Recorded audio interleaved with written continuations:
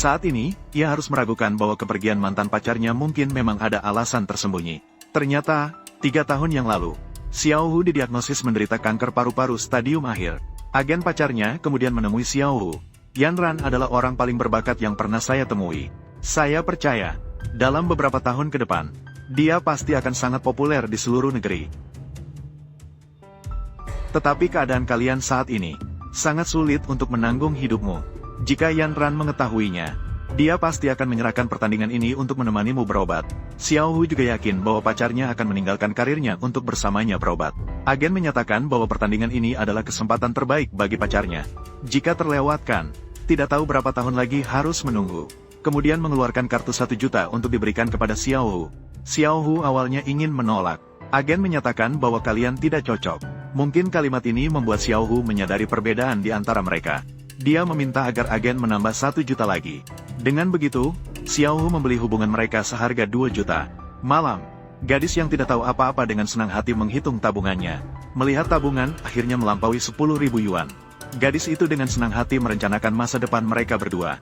Namun Xiao Hu tidak bisa menahan air matanya. Dia merekam momen terakhir mereka dengan ponselnya. Sejenak kemudian, kembang api dinyalakan di luar jendela. Gadis itu segera meminta Xiao Hu untuk memotret dirinya. Xiao Hu masih tidak dapat menahan diri untuk berbicara. Jika seseorang memberikan saya 1 juta, agar saya bisa meninggalkanmu, apa yang harus saya lakukan? Apa yang kamu bicarakan?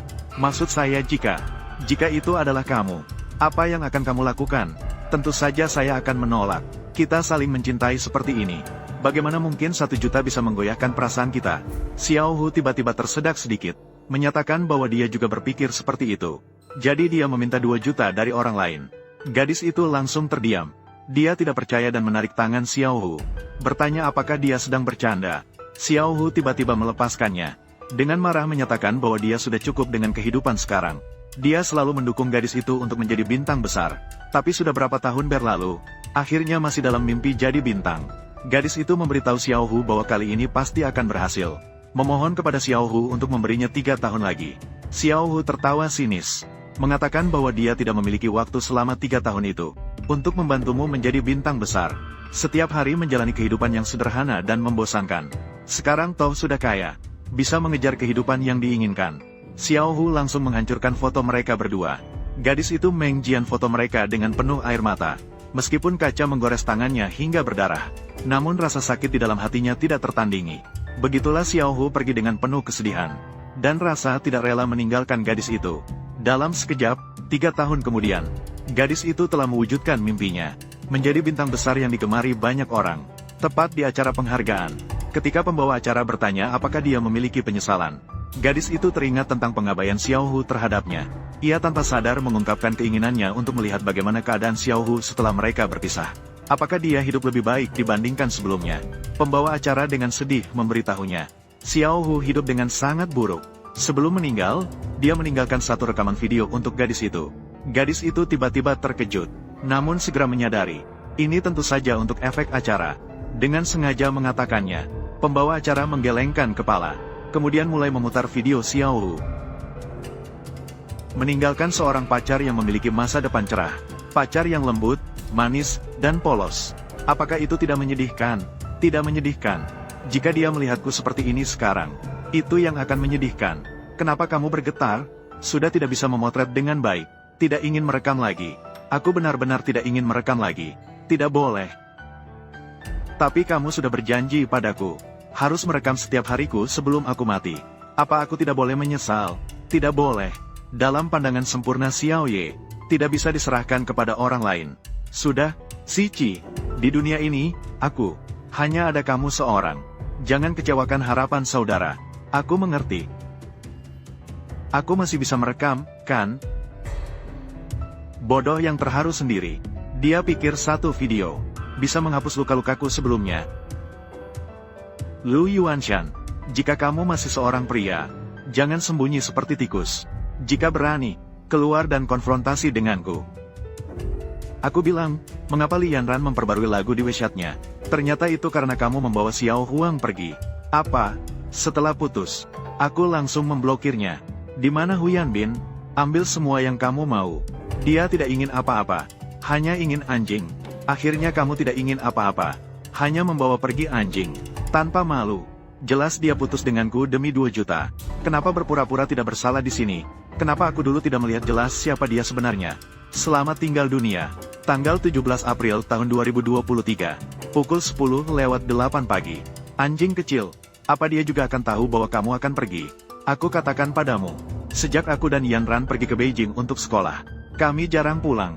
Setelah orang tua pergi, aku dan Yanran membawa Xiao Huang pulang. Ini adalah pertama kalinya kami membawanya kembali. Halo. Lu Yuanshan mengajak semua orang membersihkan rumah tua secara mendalam. Jelas-jelas aku yang sedang bersih-bersih.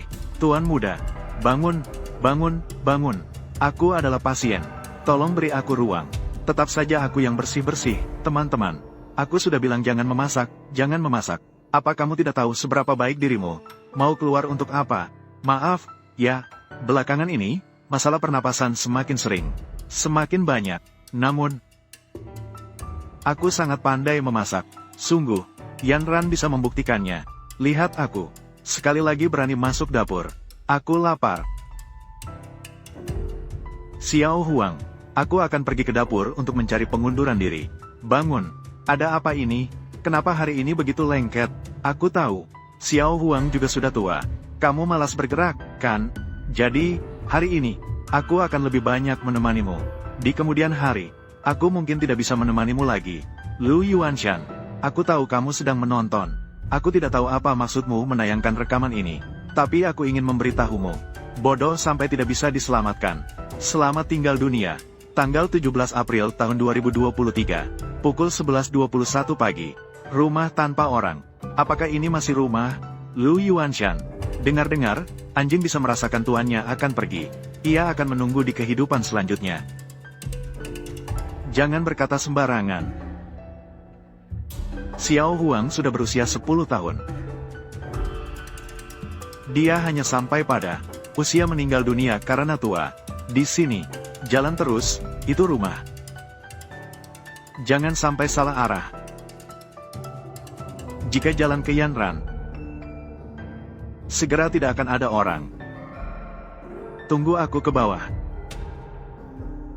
Kita dan orang tua akan menyewa rumah lagi di bawah. Kamu sedang apa? Kameranya tidak bisa diangkat dengan stabil. Kamu yang begitu, apa yang kamu katakan? Lihat kamu yang bodoh ini. Ayo pulang dan makan masakanmu. Lu Yuanshan, coba lakukan seperti itu lagi. Tenang saja, kakasan tak tertandingi di dunia. Sedikit dihajar. Hanya seekor anjing liar yang ditemukan di pinggir jalan. Lu Yuanshan, kamu bahkan tidak bisa menerima kematian Xiao Huang. Semuanya bisa dijadikan lelucon. Kau memang benar-benar seorang brengsek yang tak punya hati. Selamat tinggal dunia. Tanggal 21 April tahun 2024, pukul 16:34.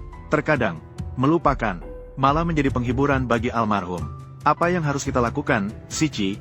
Jika terus begini, kita tidak akan punya tempat untuk menyuntik. Sangat sakit, abadi. Sekarang kau tahu rasanya sakit. Bukan kamu tadi malam, saat begadang untuk membeli tiket. Aku harus melihat bagaimana mantan pacar setelah sukses besar.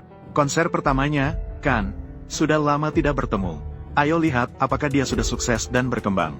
Kau bilang, awalnya, alasanmu putus dengannya adalah tidak ingin menghambatnya.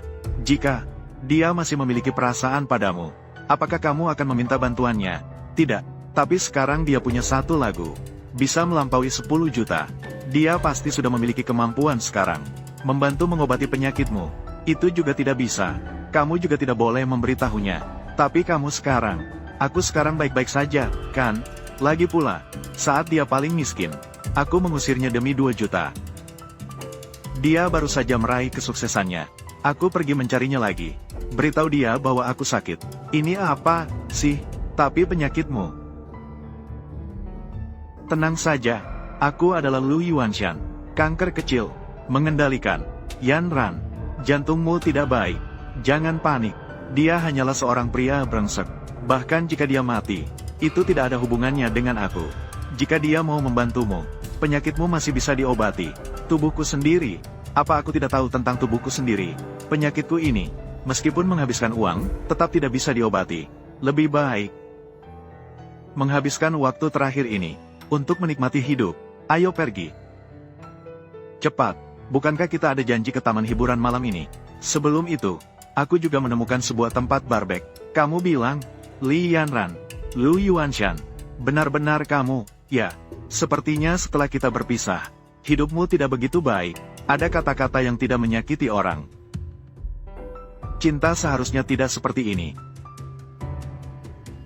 Seandainya bukan karena kamu, Lu Yuanshan. Apakah kamu benar-benar membenciku, Lu Yuanshan? Aku tahu kamu sedang melihat. Kamu punya kemampuan. Keluar dan jelaskan padaku secara langsung.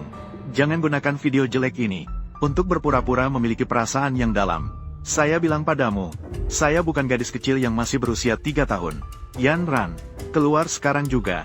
Saya tahu kamu belum mati. Kamu keluar. Keluar dan konfrontasi tatap muka denganku. Kamu putus denganku demi 200 juta. Saya belum memarahimu secara langsung.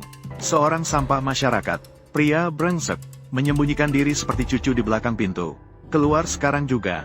Yanran, semua ini adalah rekaman yang diambil oleh Mer Lu semasa hidupnya. Dia sudah tiada. Kalian semua sedang menipuku. Semua menipuku. Itu benar. Dia sudah mati. Dia sudah mati.